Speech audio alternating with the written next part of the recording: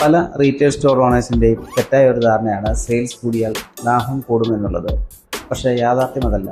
വലിയ turn over ഉണ്ടെങ്കിലും margin കുറവാണെങ്കിൽ അല്ലെങ്കിൽ എക്സ്പെൻസ് കൂടുതലാണെന്നുണ്ടെങ്കിൽ ലാഭം ഉണ്ടാകണമെന്നില്ല.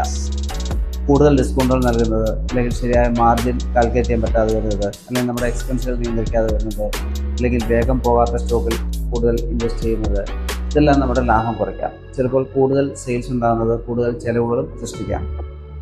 അതുകൊണ്ട് തന്നെ നെറ്റ് പ്രോഫിറ്റ് മനസ്സിലാക്കി വേണം ബിസിനസ് നമ്മൾ അനലൈസ് ചെയ്യാനായിട്ട്. ഓരോ ഐറ്റത്തിനും യഥാർത്ഥ മാർജിൻ എത്രയാണ് എന്നുള്ളത് നമ്മൾ അറിഞ്ഞിരിക്കണം.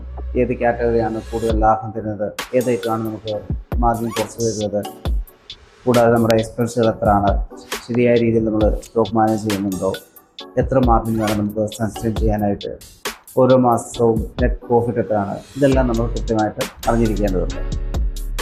കൂടിയ ടേൺ ഓവർ ബിസിനസ് നിലനിൽക്കാൻ മാത്രമേ സഹായിക്കുള്ളൂ, പക്ഷേ പ്രോഫിറ്റാണ് നമ്മുടെ ബിസിനസ് വളർത്തുന്നത്.